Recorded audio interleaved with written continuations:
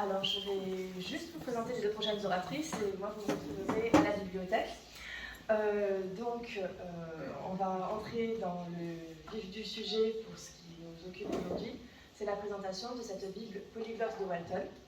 Alors, d'abord interviendra Jacqueline Ledy-Guérer, qui participe aussi au chantier l'été, et qui, va nous expliquer tout plein de choses. Mais Jacqueline, donc, pour te présenter, donc, après une licence d'histoire et un DEA de théologie morale, le diocèse a chargé Jacqueline de la pastorale des jeunes et des aumônes de l'enseignement public. Elle a participé à la formation des laïcs en mission ecclésiale et a assuré aussi pendant un temps la communication du diocèse. Et ces dernières années, elle est partie à Mélan, recrutée par le centre théologique pour assurer la responsabilité pédagogique du DUET, le diplôme universitaire en théologie, en lien avec la faculté de théologie de l'Université catholique de Lyon. De retour à Viviers, on était très contents de te retrouver, tu es chargée de l'aumônerie donc de la pastorale de la santé, de l'aumônerie des gens du voyage, les voyageurs, comme tu les appelles tendrement. Pour la bibliothèque historique, tu assures la plupart des visites guidées et ta bonne connaissance du milieu universitaire est un atout pour faire connaître la bibliothèque et la partager en fait aux chercheurs, avec les chercheurs en sciences religieuses. Merci. Voilà. Donc, mon intervention repose sur un PowerPoint qui va apparaître. Voilà. Donc,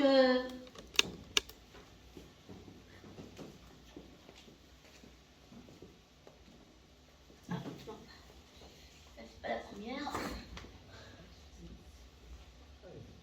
Voilà. Fatigué, l'ordinateur. Non. Voilà. Donc, la Bible polyglotte.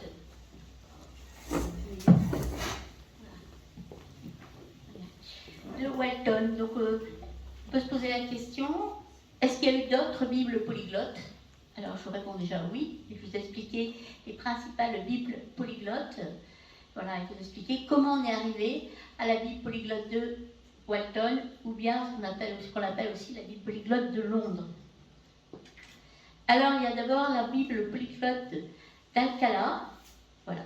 Donc, vous voyez le frontispice, voilà, avec le blason de Cisneros qu'il a commandé, qu'il a demandé. Voilà.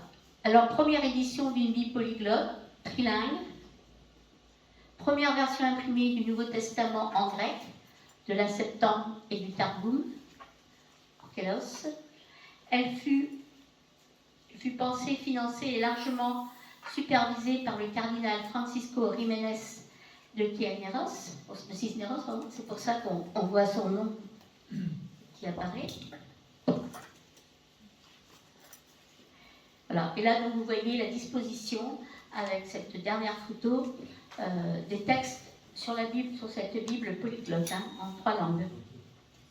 Elle a été imprimée à 600 exemplaires et aujourd'hui on dit qu'il en reste 123. Enfin, 123 ont été répertoriés dans le monde. Alors après, une Bible qu'on appelle la Bible polyglotte d'Anvers ou de Plantin. Alors le titre peut un peu surprendre et faire entrer dans l'erreur, quoi. Voilà, donc ça, page du titre. Parce qu'elle a été éditée et réalisée sous le haut patronage du roi d'Espagne Philippe II. Pour ça, Anvers, voilà, ça peut prêter à confusion. Et l'impression a été faite entre juillet 1568 et mai 1572 à Anvers, par Christophe Plantin, qui était donc un imprimeur très connu. Alors là, on passe à 8 tomes. De 3 langues, on passe à 5 langues. Donc en noir, latin, grec, hébreu, qui était déjà dans la première. Et puis le judéo-araméen et le syriaque pour le Nouveau Testament. Voilà la disposition de cette Bible, des pages de cette Bible. Et appelée aussi Biblia Regia ou Bible polyglotte d'Anvers, je disais. Alors l'ouvrage a mis 5 ans à être imprimé. Et l'impression mobilisa 40 ouvriers et 4 presses. Donc vous voyez, ça fait un peu percevoir l'exploit déjà technique pour réaliser ce genre d'ouvrage. Les meilleurs concepteurs de l'époque en faisaient partie. Donc c'est intéressant de se dire qu'il y a beaucoup de gens, et on ira pour la vie de Walton, qui sont mis aussi à contribution, suivant leur métier, leur spécificité, pour travailler sur ces ouvrages. Alors puis, il y a eu la Bible polyglotte de Paris. C'est une commande de Guy Michel Leger. Alors, 7 langues, vous voyez, on progresse. Donc, latin, grec, hébreu, syriaque, samaritain. Et là, il faut ajouter le chaldéen et l'arabe. Elle est publiée entre mars 1628 et 1645 par Antoine Vitré. Et évidemment, elle s'inspire et s'appuie sur le travail réalisé pour les 2 Bibles polyglottes précédentes.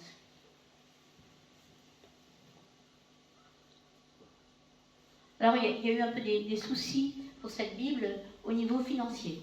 Voilà. Je ne sais pas si c'est ce qui va inspirer la suite, mais je vous dirai après, pour Walton, ça va un peu changer. Bible polyglotte de Walton ou de Londres, c'est les 2 noms qui lui sont donnés. Voilà, vous avez la page de titre, Smith, donc voilà. C'est donc une commande de Brian Walton, évêque de Chester, Angleterre, évêque anglican. 8 langues, donc vont être ajoutées aux langues, je vous dis, latin, grec, hébreu, samaritain, chaldéen, arabe, syriaque, persan et l'éthiopien pour le Nouveau Testament. Et à chaque fois, ça s'améliore. Et c'est la dernière grande Bible polyglotte. Hein. Rassurez-vous, je ne vais pas vous en présenter encore 50, puisque c'est la dernière grande Bible polyglotte qui existe. Alors, 6 volumes, in folio, publiés en 1657, et 2 suppléments en 1659. Alors, je vais vous présenter Brian Walton, un peu qu'est-ce qu'on sait de lui. Donc voilà, c'est date à 1600-1661. Donc je vous ai dit qu'il a été évêque de Chester, en Bretagne, orientaliste et chercheur. Il a été formé à Peterhouse Magdalen College, Cambridge, qui est le plus ancien collège de Cambridge. C'est plus ancien, donc du coup, il ne porte pas le nom de collège dans le titre. Voilà, ça a été rajouté. Donc, au début du premier volume de la Bible polyglotte, il y a 16 discours que l'on nomme les prolégomènes de Walton, et qui vont précéder la Bible. Il a coordonné le travail qu'il a confié à plusieurs savants, qu'on va découvrir. Il a réduit le coût de production de l'œuvre, c'est pour ça que je pense qu'il s'appuyait aussi sur l'exemple, le mauvais exemple de ce qui s'était passé pour Paris, pour la ville de Paris. Voilà, elle a été imprimée, cette Bible, par souscription. Donc les gens payaient, recevaient, voilà, et puis petit à petit, comme ça permettait aussi de savoir combien de gens étaient intéressés, de savoir aussi, d'avoir aussi des fonds pour pouvoir continuer le travail. Alors, il faut savoir que Brian Walton, je disais, qu'il était archevêque anglican, et ce qui fait que, bon, à l'époque, c'était assez, surtout au début de sa... voilà, il a été assez virulent contre les catholiques, mais il faut savoir que la Bible n'a pas été accueillie par Rome, puisqu'elle a été mise à l'index. Voilà, alors ses collaborateurs, voilà, là je vous ai juste mis leur portrait, et on va les voir. 4 collaborateurs principaux. Donc Edmund Castell, né en 1606, lors de ses études à Cambridge, il va se spécialiser dans les langues sémitiques et persanes, ce qui est très rare à l'époque. Hein. Et en 1628, il soutient sa maîtrise, et à partir de 1652, il va participer vraiment activement à l'aventure de la Bible polyglotte. Alors c'est intéressant de voir à travers les personnes que je vais vous présenter, là, c'est ceux qui ont participé aux traductions, au travail de recherche, ce sont vraiment on dirait aujourd'hui, des grandes pointures de l'époque. Et Walton reconnaît à Castell la paternité des parties rédigées en syriaque, en samaritain, en arabe et éthiopien. Il y travaille à raison de 16 à 18 heures par jour. Il n'y avait pas l'électricité à l'époque. À titre personnel, ce dernier a entrepris depuis 1651 la rédaction d'un lexique plurilingue. Voilà. Et alors, il faut savoir qu'il n'a pas fait ce travail tout seul. Il a été épaulé par 14 assistants successifs qu'il rémunéra personnellement, et ceci 18 ans durant. Il faut savoir que ceux qui ont travaillé avec lui, ces 14 assistants, il les a épuisés les uns après les autres. Et en 1664, il est nommé professeur d'arabe à Cambridge. Puis en 1666, il se voit désigné par le roi Charles II, donc de chapelain ordinaire du roi. Donc, malgré les titres qu'il a reçus à la fin de sa vie, c'est vraiment quelqu'un qui a consacré sa vie à l'étude et à la recherche. James Husser, dans son portrait, donc 1581-1656, vous voyez, donc il est mort juste avant la publication de la Bible de Walton. Il a été formé à Trinity College, donc à Cambridge. Calviniste convaincu, évêque de Nice en Irlande, puis d'Almar et primat de l'église d'Irlande protestante. Alors lui, il était très très virulent contre les catholiques. Bon. Et donc, il va publier en 1655 un ouvrage qui constitue la première étude sérieuse de la Septante, la traduction de la Septante. Alors, ça, c'est une petite anecdote, mais c'est intéressant de voir les questions qui se posaient à l'époque. Il estima que Dieu créa le ciel et la terre le soir du 23 octobre 4004 avant Jésus-Christ. Admirez la précision.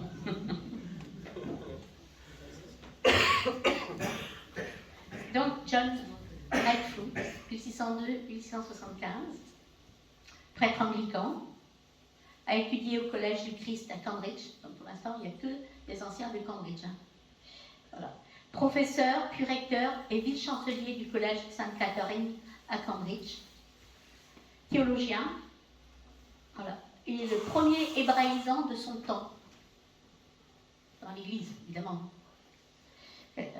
En 1644 et 1650, il a publié 3 volumes dans un synopsis du Nouveau Testament.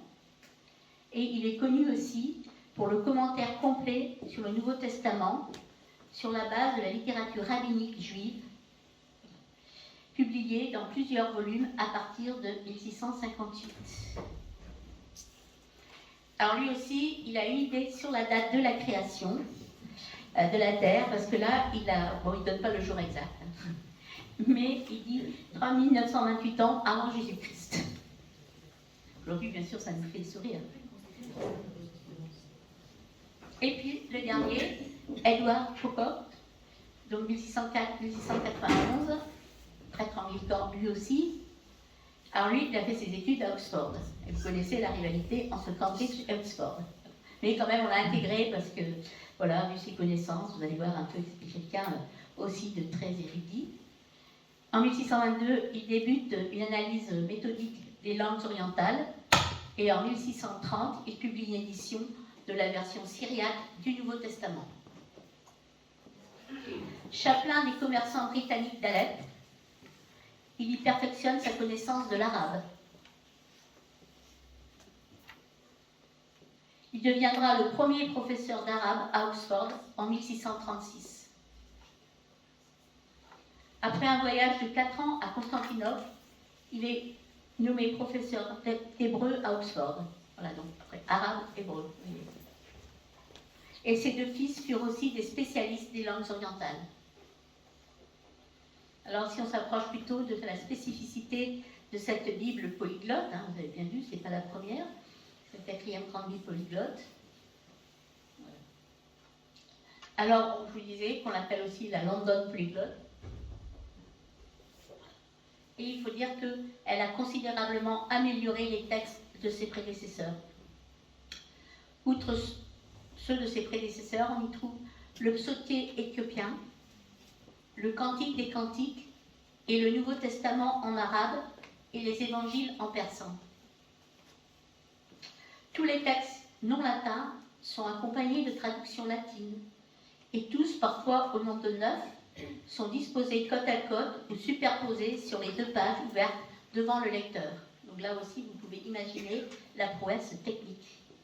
Donc, je vous ai dit 2 volumes complémentaires, le Lexique Heptaglottium, d'Helmut Cassel, paru en 1669. La Bible fut également publiée en plusieurs langues par Elias Hutter, donc Nuremberg 1599-1102, et par Christianus Trainesius Baptique, voilà, au XVIIIe siècle. Alors, tous les textes non latins sont accompagnés de traductions latines. Et tous, parfois, au nombre de 9, sont disposés côte à côte ou superposés sur les 2 pages ouvertes devant le lecteur. C'est-à-dire que vous avez le texte dans une langue et à côté, vous avez la traduction en latin. Ce qui est très intéressant, ça veut dire qu'on est vraiment parti des manuscrits qu'on a trouvés dans ces différentes langues. Et je vous montrerai que ça peut avoir un intérêt, même encore aujourd'hui. Comme tout ouvrage multilingue, les Bibles polyglottes représentent un véritable défi en termes de mise en page. Comment faire cohabiter le même texte dans plusieurs langues et en ajoutant même parfois des commentaires et des voix gravées. Les imprimeurs adoptent une astucieuse organisation en colonnes et en blocs inspirés des manuscrits médiévaux. Voilà, je vous laisse voir un peu ce travail qui est fait. Alors, un point d'attention, c'est la finale de Marc, de l'évangile de Marc. Il faut savoir que tout le monde sait, tous ceux qui ont fait un peu d'études bibliques, savent aujourd'hui que la finale de Marc a été rajoutée. Et que normalement elle se termine parce que les femmes ont perçu la résurrection du Christ, mais elles se sont tues. Elles n'ont pas. Voilà. Et la finale qui a été rajoutée dit que l'évangile est annoncé dans le monde entier, les apôtres sont envoyés en mission. L'autre jour, nous avions à Viviers un dominicain, François Dominique Charles, qui a fait ses études en partie à l'Institut biblique de Jérusalem, un spécialiste de Marc, etc. Je lui ai montré la Bible polyglotte, et puis d'un coup, je lui ai dit ah, mais il faudrait que vous alliez voir la fin du Nouveau Testament, la fin de Marc. Donc, c'est ce que nous avons fait. Et il a pris en photo la finale de Marc pour voir comment elle avait été écrite dans les différentes langues. Et ça, c'est un travail pour les chercheurs qui est intéressant. Alors, bon, la restauration, on vous en parlera tout à l'heure, mais je voudrais dire 2 petites choses. Avant, on peut se dire, alors, la Bible polyglotte de Walton, on la trouve dans un certain nombre de bibliothèques, en France et à l'étranger, donc ce n'est pas une Bible absolument rare, mais il faut aussi comprendre son intérêt, parce que samedi dernier, je faisais visiter la bibliothèque à un prof d'exégèse, et qui soutient sa thèse au mois de juillet, au mois de juin prochain, là.